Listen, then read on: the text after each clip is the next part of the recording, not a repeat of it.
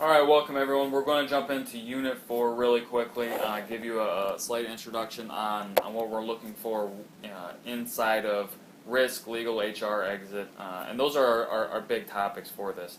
One of the different things about Unit 4 is that you will not have to turn anything in at the end of Unit 4.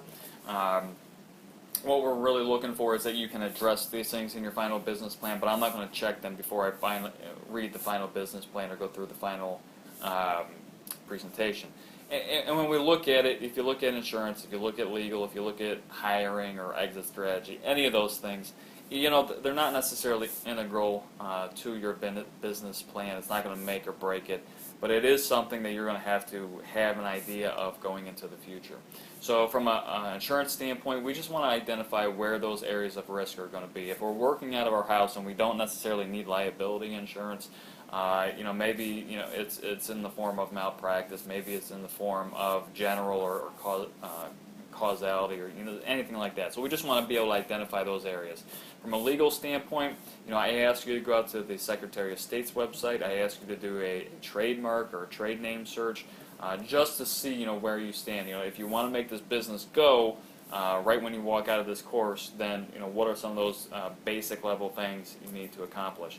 Even talking with an attorney, someone that specializes in business legal matters, getting all the articles of organization, getting your documents written up.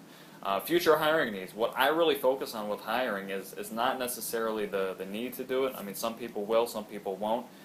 But we want to be able to grow this business, and to do that, the people we hire have to bring in immediate value back to our business.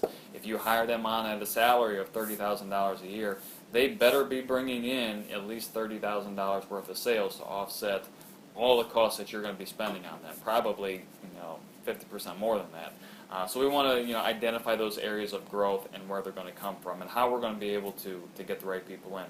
And lastly, we do want to be able to focus on some type of exit strategy at this point in time as well.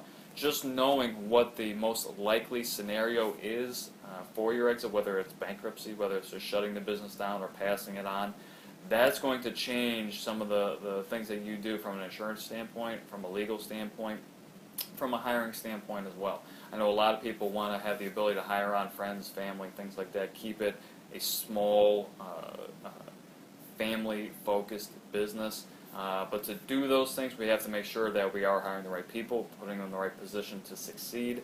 And we want to say, as we set up this business from a legal standpoint, is there any profit sharing? Is there any ownership that happens after a certain point in time as well?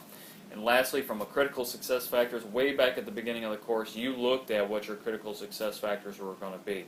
I want you to go back to those. I want you to look at them and say, okay, do we have enough of our target market to hit our market share, to hit our sales goals this year?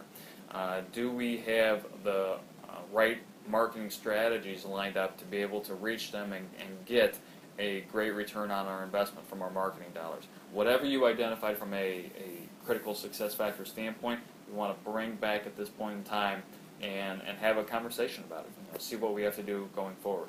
So as we get into Unit 4, yes, we're wrapping it up. Yes, we're starting to write our business plan and do our presentation.